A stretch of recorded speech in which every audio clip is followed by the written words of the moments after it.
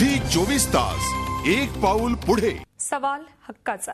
सांगलीमधल्या निवृत्त शिक्षकांची समस्या तशी साधीच, पण ती सोडवायला शिक्षण मंडळ वेळखाऊपणा का करतंय हे कळायला मार्गच नाही। गेल्या 3 वर्षांपासून हे शिक्षक पालिकेत हेलपाटे मारून थकले, पण त्यांचं काम काही होत नव्हतं। 6व्या वेतन आयोगाच्या फरकाची रक्कम 625 शिक्षकांना अजूनही मिळालेली नाही। अखेर या शिक्षकांनी हेल्पलाईनकडे दाद मागितली।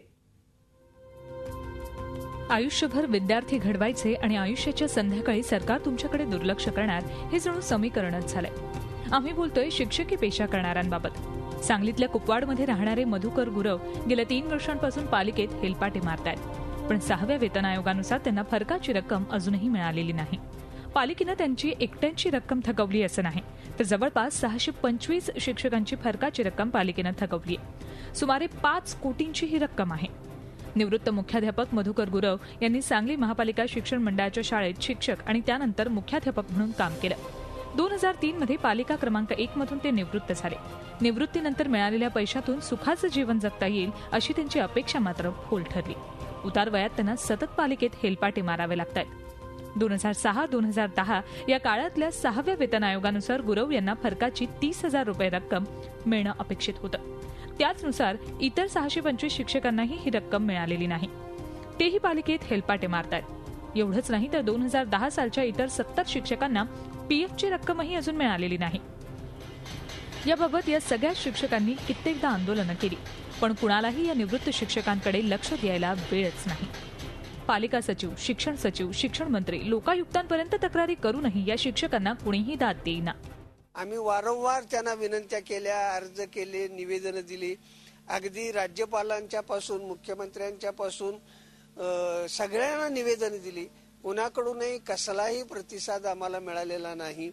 आणि आज अखेर आम्ही तिथं रोज 12 ते 5 या वेळामध्ये 2-4 शिक्षक घंटानाद करतोय। 650 लोकांचा 6वा वेतन आयोग 1-1-2006 पासूनच्या फरक रकमा थकीत आहेत। 50% रक्कम शासनाने दिलेली आहे, 50% रक्कम महापालिकेने द्यायची ती दिलेली नाही। त्यामुळे लोकांना निम्म्या रकमा मिळालेल्या आहेत। आम्ही सेवानिवृत्त लोकांना आम्हाला जास्तीत जास्त पैसे आमच्या आजारपणासाठी म्हणजे दवाखान्यासाठी खर्च होतात आणि यासाठी आम्हाला ते पैसे कमी पडतात, तर ताबडतोब शासनानं याच्यात लक्ष घालून सर्वांना या फरक रकमा द्याव्यात।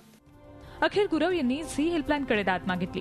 याबाबत हेल्पलाईनच्या टीमनं थेट गाठलं ते महापौर इद्रिस नायकवाडी यांना। नायकवाडी यांच्यातल्या मुजोरपणाचं दर्शन हेल्पलाईनच्या टीमला इथे झालं। कॅमेऱ्यासमोर बोलायला नायकवाडींनी नकार दिला। महापौरांच्याच पावलावर पाऊल टाकत आयुक्त संजय देगावकर यांनीही कॅमेऱ्यापुढे बोलणार नाही असं जाहीर केलं, पण शिक्षण मंडळानं मात्र शिक्षकांच्या समस्या लवकरात लवकर सोडवण्याचं आश्वासन दिलंय। आम्ही शिक्षकांच्या मागणीसाठी म्हणून मागत सुद्धा ज्यावेळी शिक्षकांनी मोर्चा काढला त्यावेळेस सुद्धा त्या मागणीला आम्ही पाठिंबा दिलाय आणि सेवानिवृत्त असू देत किंवा शिक्षक असू देत यांची प्रत्येक बाब जी महापालिका देणार आहे ती त्यांनी द्यावी ह्या मताची आम्ही शिक्षण मंडळ म्हणून ठाम आहे। शिक्षण मंडळाच्या सभापतींनी तर आश्वासन दिलंय, पण हेल्पलाईनची टीम या शिक्षकांची फरकाची रक्कम त्यांना मिळतीये की नाही याकडे लक्ष ठेवून राहणार आहे, कारण सवाल शिक्षकांच्या हक्काचा आहे। झी हेल्पलाईनसाठी सांगलीहून रवींद्र कांबळेसह ब्युरो रिपोर्ट, मुंबई। झी 24 तास एक पाऊल पुढे।